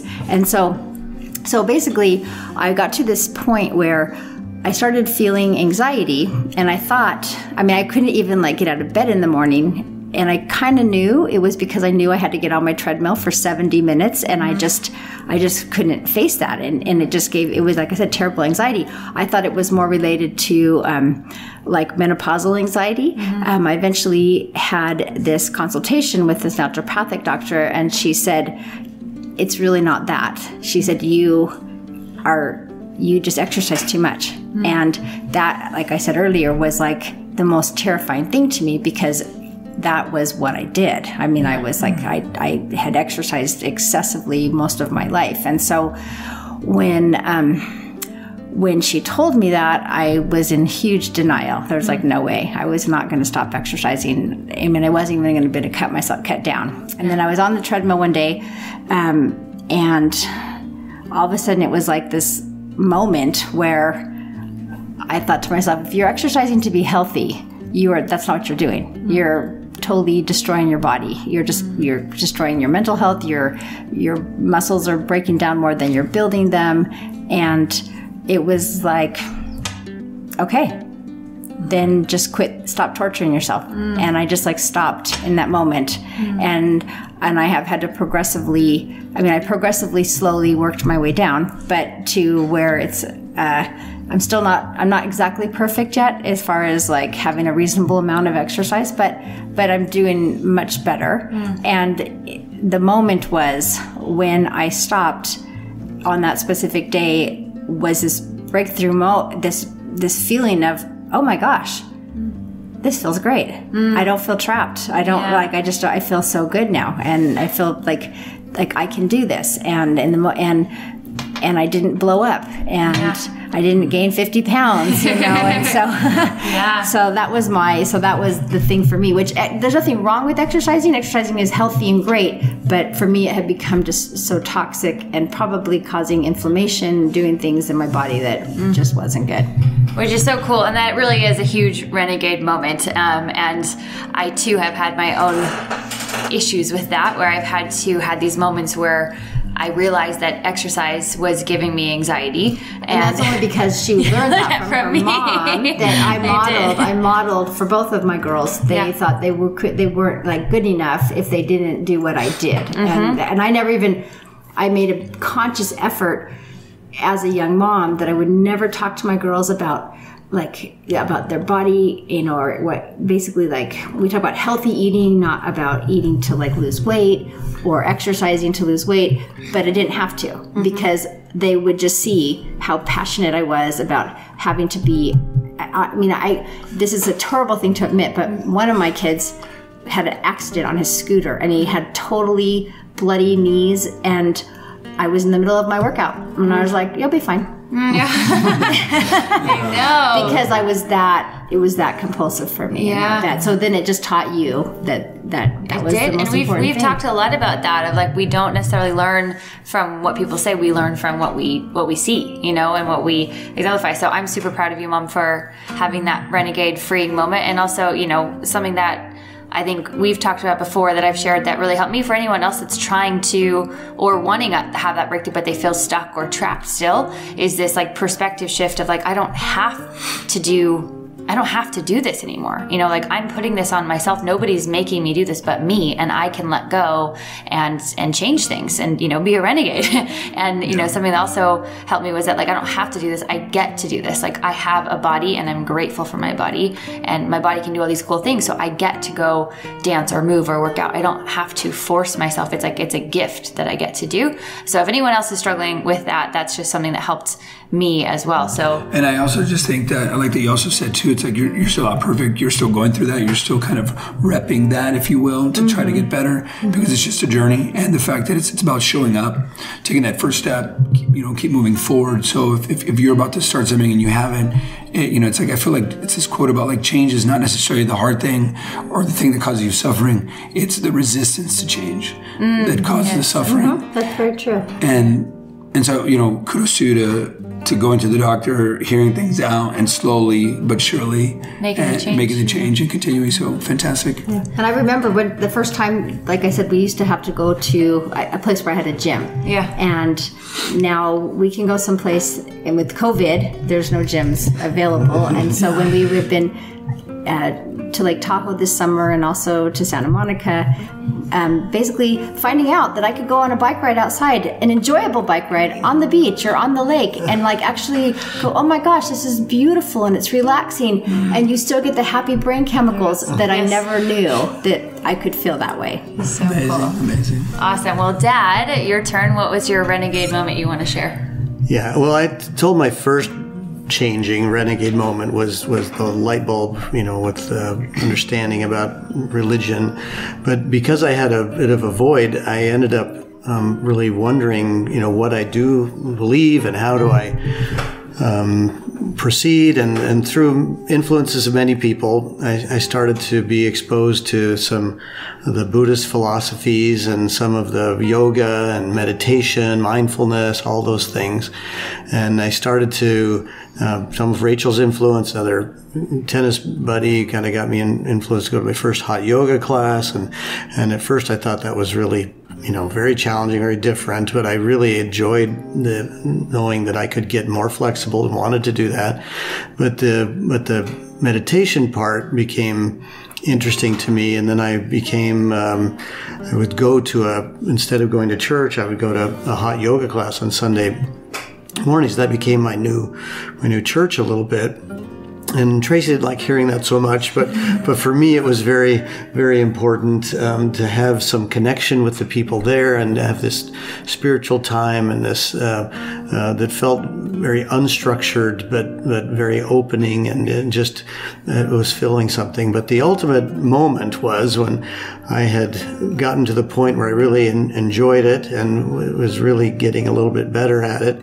And Rachel invited me in Santa Monica to this very wonderful, more spiritual yoga practice of this bhakti yoga, which is a live chanting yoga with live music and bongo drums and guitar playing and dancing and chanting and going through the breathing and chanting and saying things. And mind you, I grew up as a very strict religious person, that this would not have been part of my reality ever. to see people inside, you know, with dreadlocks and tie-dyed hair and yoga murals, and it was just hippie. Yeah. You know, everything that I would have just been opposed to, but I found myself really compelled and enjoying it, and said, you know, when in Rome, and just saying, yeah, just soak it in and just do it. And when I was there, and again, doing the chanting, I didn't know the words I was saying. I was kind of interpreting them and feeling this openness and really feeling a spirituality there. with both of you, and then we did this really high intensity dance there, and going back and forth, round and round. Thank you. No, it was jumping and dancing and screaming and the high intensity stuff, and thinking to myself, if someone saw me from the outside, it's like, you should arrest these people. This is like a craziness, but inside and enjoying it and feeling the freedom and the connectedness with the people in there that I had never met before, but felt this human connection to them. And then at the end, when you finish like typical yoga with Shavasana, and you're lying down, you're meditating, and he kind of gives some thoughts about ancestors and family and gratefulness and all of this stuff, and I just soaked it all in and was tearful and found a great connection to my grandmother and my grandfather and just people I had met, and then also holding hands with you and with Emilio, my future son-in-law. I hope no pressure there, but it's like this whole just a wonderful openness and acceptance of different ways of life, different people, and anyway, it was an absolute breakthrough moment for me. Yeah, it was a huge breakthrough moment, not only for my dad, but also I think for myself as well, because again, years prior, I would have never gone to that class. And for sure, like on every fiber of my being, I would have known that my dad would never go to that class. And would have thought that I was crazy for going. And so the moment when we were able to just experience something like that together, and there's people that are like from the ages of 6 years old to 90 years old in that room, every color, shape, size, race, background, religion, like all in this one room, singing and dancing and chanting and praying together. It really was just, we're both just all holding hands, crying. And it was in the most beautiful thing, something that I'll always remember and be so grateful for. So I think if anyone's listening right now, and I think both these Renegade stories are about breakthroughs and choosing differently, but both the stories of choosing courage, choosing to let go and to surrender and to choose happiness from within, that you didn't necessarily have to get something to be happy. You had to let go to be happy, which I think is a pretty cool concept. Yeah, and for sure, I definitely remember that day. It was incredible. 2 hours of all of this. And I never thought that I would be holding hands and dancing and chanting and singing with, the future father-in-law. So all in divine time and so, but no, it was very special. And I love that you talked about. I think if you asked anybody in that, it would have been that they all had this underlying probably connection and community. And I think it's such relevant and timely right now as we're speaking about this, where there could be some division out there and separateness. And, I think it just feels good, both physically, mentally, emotionally, spiritually, to be connected that way. And I think, something to be said. And so I think in this day-to-day that we're living right now, maybe asking ourselves, what are some ways that we can, deeply connect and build community at a time where this has kind of been shaken up. But, thank you for being open to doing that. Yeah. Because, it allowed for us to have that very special experience and get deeper and closer connected. And, it's funny, a quote's coming up, and being a brain surgeon, I don't know if you would agree with this, but I love this quote, and it says, your mind is like a parachute. It only works when it's open. and it came up, but it's like, it's a great kind of way of living. Yes. But right. I don't know if it's actually true when you actually in a metaphor, it's wonderful. Well, and I want to segue into a quick question before we get into our final segment of our favorite finds, because before the break we talked about a little bit about hormones, and I think I just want to at least touch on that, because I think hormones play such a huge role in relationships, because especially if they have anything to do with female hormones and the cycles or menopausal hormones that go off. So, Mom, in your guys' relationship and from a dietitian's perspective, how big are hormones when it comes to relationships and even in your own relationships? And what would you have, any tips, tools, tricks that you would advise for other women, both in their cycle as well as post, menopausal? Well, hormones play the hugest role in my experience.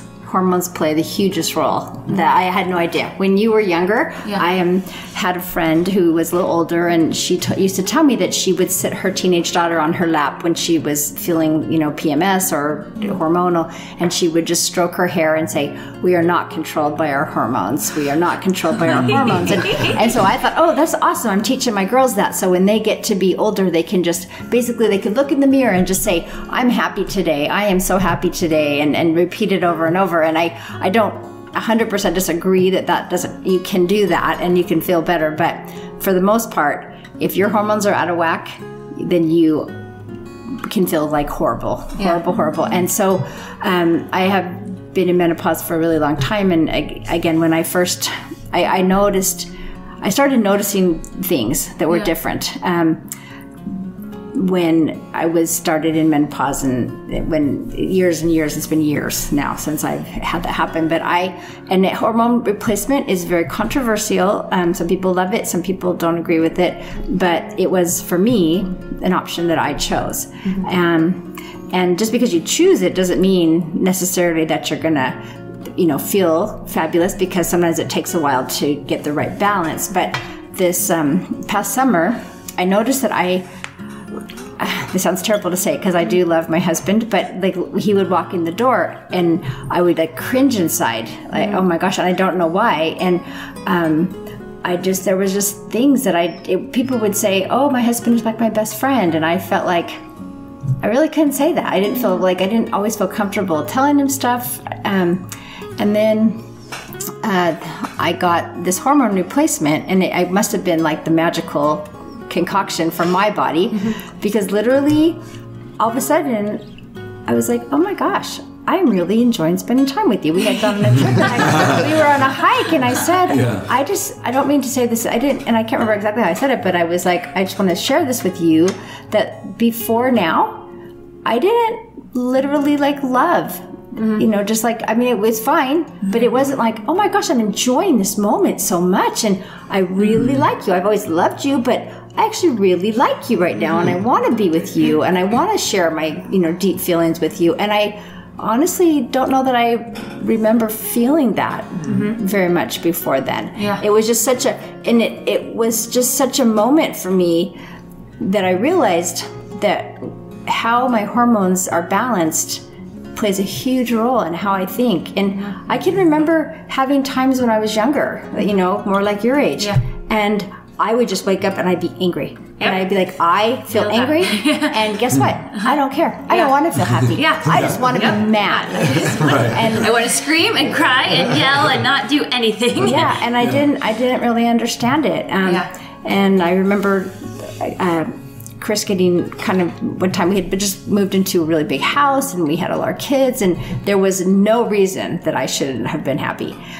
But he came home, and I was in one of those moods, and I'm just like, and being, not a nice word. And so he said to me, I just don't know what to do anymore, because like I think I've provided you with everything that you need to be happy, and it's just, and you're not, and I don't know what to do. And so then I called my mom, because I'm like thinking my mom would side with me, and I'm just like, he's so blah blah blah, and I don't, and she just said, you know what, your husband works really hard, and when he comes in the door, you need to have his dinner ready for him. He needs a soft chair to sit in and slippers, and I was like, whoa, and I don't know what it was, but it flipped a switch in my head where I thought, there's something wrong with you, because you shouldn't be feeling like that. And I realized it's hormones play a huge role. So I am just saying, I don't know the answer to what people should do in terms of balancing hormones correctly. Some people can do it nutritionally. There's something called limiting sugar for sure always helps. Oh well, no, for sure. No, those. I mean, just like your standard. Don't eat processed carbohydrates. Don't eat sugar. Eat a lot of healthy plants. Organic food, wild caught seafood, grass-fed meat. That pastured eggs. All those things that will contribute to health will also contribute to your brain health as well. And your hormone health. Right. And so, but for me, anyway, that was it's such an aha moment that it really does. Your hormones are not just a figment of your imagination, and they really do affect how you feel. And some days you want to scream, and some days you want to slap somebody, and then in the next minute you love them so much and you just want to be with them. Yeah. Are there any hormone tests that you maybe recommend or that you're looking into right now that maybe people listening can take a look at? Well, just standardly for women. So I think someone who's like in Rachel's, when you're premenopausal, your hormones are fluctuating constantly all the time. When you're a menopausal person like me, I can go and have my estrogen and my progesterone and my testosterone measured, and I can see that they would be down to rock bottom if I didn't do some kind of hormone replacement. And everyone's just a little different, but there are some negative effects to a woman's body when her hormones go away. And one of my doctors just said that our hormones don't drop because we age because our hormones drop. So by replacing your hormones, and even for women have a little testosterone, if you don't have very much testosterone, then you get your muscle, it's harder to have good muscle tone, and there's evidence with Alzheimer's that I guess it's like 2/3 more Alzheimer's patients are women than men, and they attribute a portion of that, at least, to the fact that women lose when their estrogen levels drop, their cognitive function goes down. Yeah, which is so huge. Yeah, estrogens and testosterone are vital for both men and women, and obviously men don't have the same menopausal drop as women do at the same age, and so that's the belief. That's one of the reasons why it's believed that women have twice the risk of Alzheimer's disease as men as they get to the 70 years and above age group, because if they haven't been replacing their hormones, they've had a longer time without an adequate hormone level to have the brain-derived neurotrophic growth factors and all those things that are responsive to the sexual hormones. So, and the other factor that people do worry about is there are estrogen-sensitive cancers, so breast cancer and ovarian cancer. So that's something that women have to weigh out. That if you clearly do not want like massive amounts of estrogen in your body, but it seems like you need to have some. Yeah, well, probably finding a hormone, like a doctor or specialist that works with that. Yeah. Having every person, like having a specialist that they work with would probably be really helpful. Yes, you have to keep it in check. Problems are there's so many different opinions among the specialists. Yes, it's true. Which is hard. You have to do a little bit of research on your own and be comfortable with it. But what we're finding is if you're doing all those other health and wellness things, that like the socialization, exercise, and good healthy eating, avoiding processed foods, avoiding non-organic foods and pesticides, all those things that damage your hormone building system, then the likelihood of getting progressive cancers is markedly decreased. And then when you need hormone replacement, you can do it more safely. That's really my opinion on it. I think it's a mistake to not do any hormone replacement because women get osteoporosis. I see people with weak spines, compression fractures, hunched over, all those things. And osteoporosis is directly a result of not having enough estrogen and calcium. You can take all the calcium supplements you want, but if you don't have estrogen, it does not go into the bones. So you have to have both. That's really and you also need, just as a side note, you need vitamin K2. Right. Yes. Hormones and vitamins, all those things have to be going together. But without estrogen, you can't. None of it works. And so osteoporosis among older women, depression, anxiety, Alzheimer's, cognitive impairment, feeling mental fog, all of those things happen without hormone replacement. So I'm cautious, and balanced hormone replacement, not excessive, is very important. So. Well, I just think it's a really fascinating, very interesting, very important topic to talk about that I don't think a lot of people just on the regular talk about. Gut health is really prevalent now, but hormone health, I'm excited for a time when just we have these, biomarkers and trackers, that there could be some sort of hormone tracking thing so that we could just know so that we can supplement accordingly or figure it out better. And if you're just tuning in right now, you're listening to Relationship Renegades on Fun for Life Radio. We're going to take a quick break, and then when we get back, we're going to get into favorite finds, and my mom and dad will share some really great favorite finds that might be helpful to you, as well as Emilio and I will as well. So stay tuned. We'll be right back.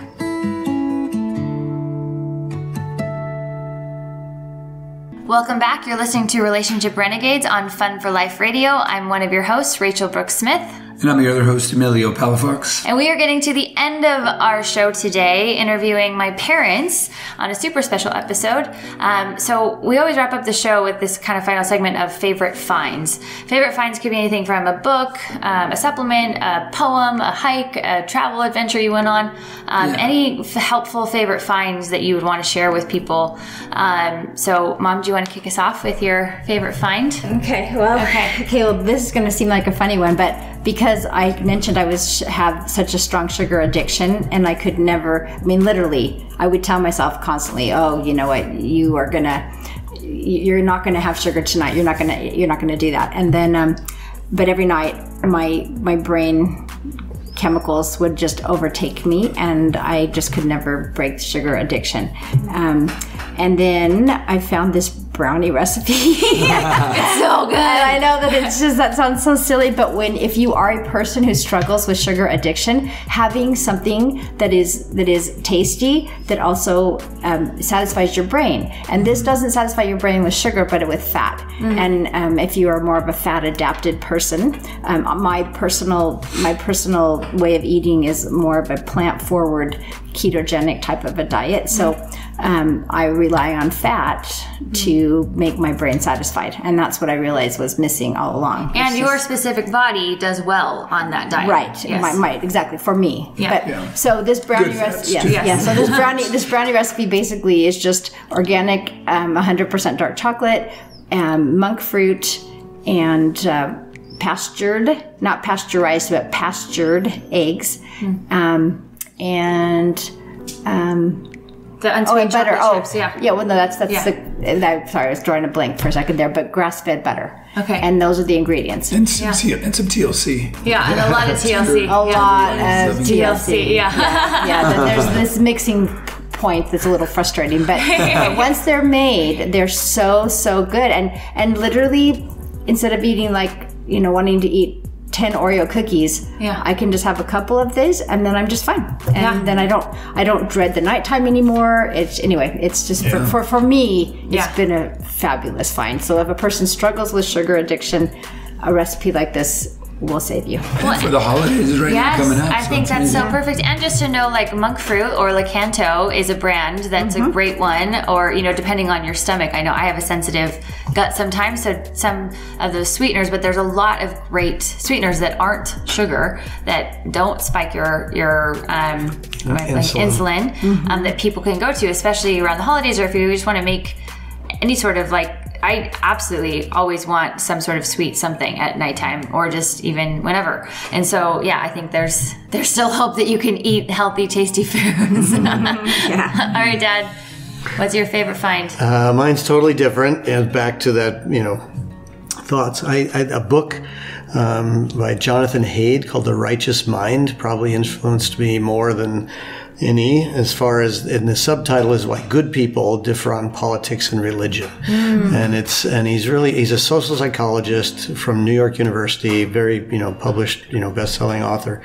But The Righteous Mind really talks about how our brains think and form opinions. And I think in this day and age, especially just gone through this election and people polarized, everyone needs to read this book because it really shows that the way our minds work is, and he talks about in-depth studies of people who are more conservative or more liberal, and what does it mean to be conservative, what does it mean to be liberal. And he's a proclaimed liberal, but he went and lived with people who are very conservative in this Indian culture in East India, where they and the very religious groups, and got to recognize what it was like to have these values of sanctity and family and describe the moral fiber of these people, and then talked about the goodness of people who are more liberally minded in this overwhelming sense of fairness and need of fairness. But so he describes these things, but he gives great examples of why you have your brain makes a decision on when you see somebody. Within seconds, you form an opinion just on their appearance. And then when you and you have a topic, if it fits within your worldview, so it's your belief system, then you tend to gravitate to that immediately. And then you only take facts that you choose to believe to support that initial intuition, that initial belief in that system. And then everything that doesn't agree with it, you just either ignore it and it doesn't even register. And so with this whole concept of, the movie recently, The Social Dilemma, shows how these artificial intelligence algorithms feed on that, and we just gravitate to this one view of thinking and completely negate somebody with a different point of view and different thought. And so I've done some neuroscience experiments and all kinds of recordings of people with depth electrodes in their brains. And this is absolutely true. You make these decisions emotionally within seconds, and this logical point of view of really looking at both sides of an equation is not a natural way that human beings think. And so we naturally polarize to one side or the other. And so just understanding that and really recognizing how people from a different side can have a different point of view that's completely justified in their minds. And the other people have a completely opposite point of view, but completely justified in their minds. And so understanding how the other side thinks is vitally important for all of us to do, and to recognize our weaknesses as humans, but also recognize our strengths. We are emotional creatures. We're social creatures, and we need to be able to understand each other. And it's healing of our country, healing of our world, and just in this, in relationships.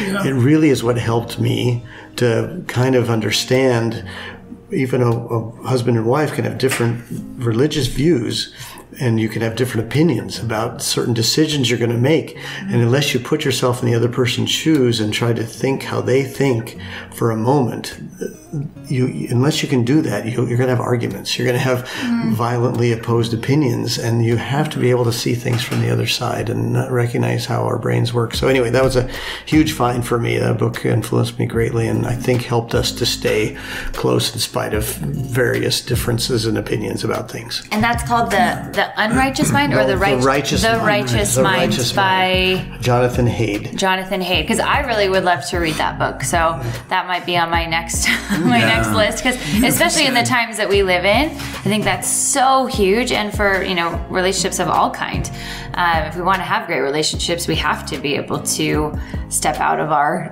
limited mind and into someone else's sometimes, just to see different perspectives. And real quick before we wrap up the show, I'd also really love to share one of our favorite finds. Sure. Yeah. This company, Neurohacker, that I've talked to Mom and Dad a lot about, and it's a company that it's helped me tremendously for several years.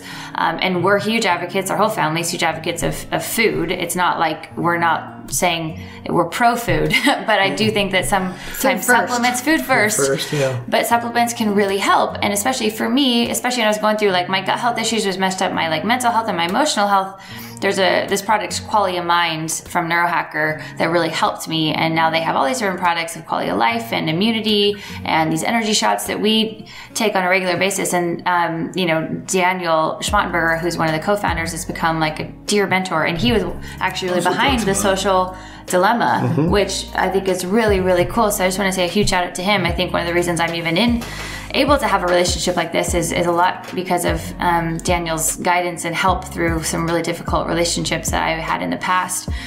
So if you're interested in looking that up, just go to neurohacker.com. And we have a coupon code. It's RR15, and you can get 15% off all the different awesome supplements that they have. And this is literally just pure passion of it's really helped me out a lot. And there's no magic pill. There's not one thing that works for everybody, but I do think it's helpful to share what works for us. Yeah, and I met this company back in 2016, both at PaleoFX and at a Bulletproof Biohacking Conference, and not only Daniel Schmattenberger being the chief scientific officer, I think he was really, what I enjoyed was he was really passionate about the formulation and how the balance of each of the chemicals and the nootropics. And I've taken a lot of nootropics in my life. I think for the past 12 plus years being a biohacker and all this stuff. And, I think there's really quality ones and really some that are not. And some of the ones that are not, you can feel really jittery or just unbalanced or off, or it's just too much. Yeah. And what I really loved about this, it was almost like not taking anything. And what I mean by that is at the end of the day, I'm like, man, I don't know if I really felt something, because, some people just want to feel like a super jacked up kind of thing, and that's not really healthy. And it was one of those, like, I just felt kind of really good.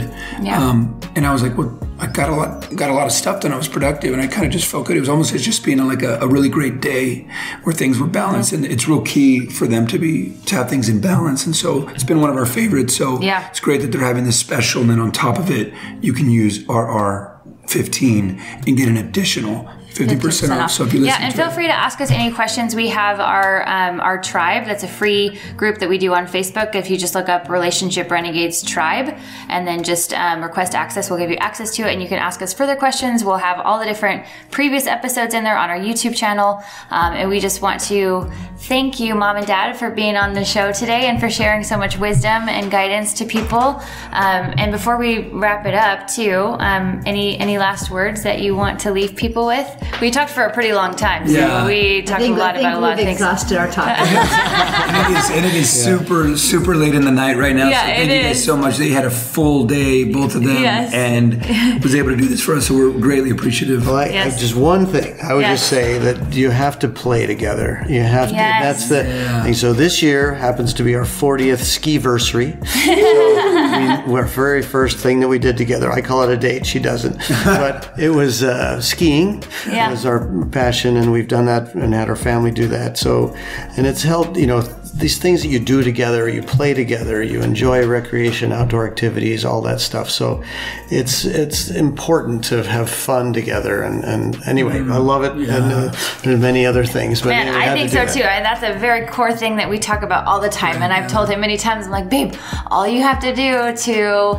you want to protect and provide for me, but really what I've learned is that like when we just play together, I feel protected. You guys talked about that we did. Yeah. It's huge because I think a lot of men can just, feel like they have to work and be away to protect and provide. But I think a lot of women just want to feel loved and supported, and they can play together and adventure together. And that's how we feel more safe, seen, heard, and loved. So play together, talk about hard things, be brave. Read The Righteous Mind. Very good. And stay away from, or limit sugar as much as you can, and eat a lot of all different kinds of plants. And don't feel restricted by a healthy eating. Feel like excited about all the opportunities that there are. Right. Yeah. So thank you guys for tuning in. Again, check out Relationship Renegades Tribe on Facebook if you want to join our free private group that we have. And stay tuned for more episodes. You've been listening to Relationship Renegades on Fun for Life Radio. I'm your host, Rachel Brooke Smith. And I'm Emilio Palafox. Thanks for tuning in, guys. See you next time.